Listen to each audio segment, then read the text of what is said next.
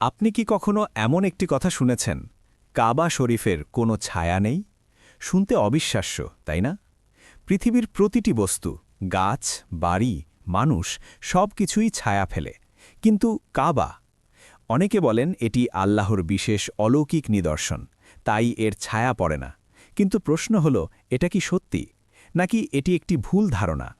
আজকের ভিডিওতে আমরা জানব ইসলামিক দৃষ্টিভঙ্গি, বৈজ্ঞানিক ব্যাখ্যা এবং এমন কিছু সত্য যা আপনাকে অবাক করে দেবে। কাবা শরীফ, যা অবস্থিত মক্কাতে, মুসলমানদের সবচেয়ে পবিত্র স্থান।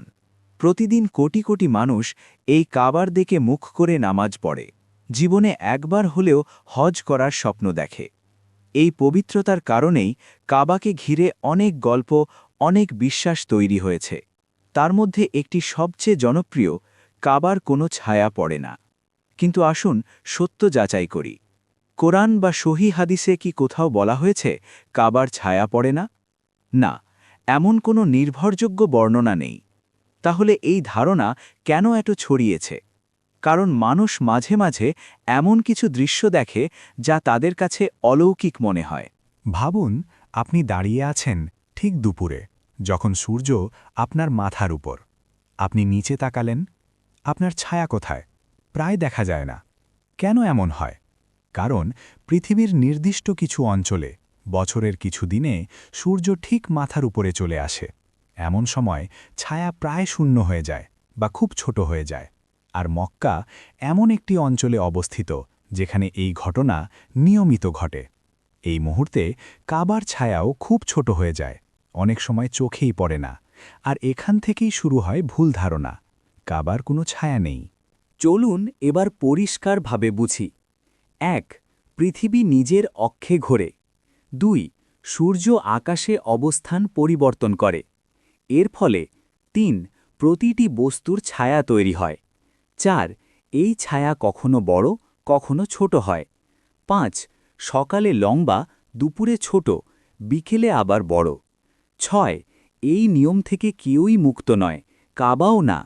অর্থাৎ কাবার ছায়া পড়ে, কিন্তু নির্দিষ্ট সময় তা খুব ছোট হয়ে যায়। এজন্য অনেক সময় মনে হয় এটি নেই। এটা শুধু কাবার ক্ষেত্রেই ঘটে না। পৃথিবীর অনেক দেশেই, বিশেষ করে ট্রপিক্যাল অঞ্চলে এই ঘটনা দেখা যায়। আফ্রিকা, ইন্দোনেশিয়া, ভারত, এই জায়গাগুলোতেও সূর্য যখন ঠিক মাথার উপর থাকে, কোনো কিছুর ছায়া প্রায় দেখা যায় না, এমনকি আপনার নিজের শরীরের ছায়াও। তাহলে কাবা কোনো ব্যতিক্রম নয়, এটি প্রকৃতির একটি স্বাভাবিক নিয়ম। এখন একটি গুরুত্বপূর্ণ প্রশ্ন, মানুষ কেন এটাকে অলৌকিক বলে মনে করে? কারণ কাবা শুধু একটি স্থাপনা নয়, এটি বিশ্বাসের কেন্দ্র, আবেগের কেন্দ্র। যখন মানুষ কিছু অস্বাভাবিক দেখে, তারা সেটিকে পবিত্রতার সাথে যুক্ত করে। এটা মানুষের স্বাভাবিক মানসিকতা। কিন্তু ইসলাম আমাদের কি শেখায়?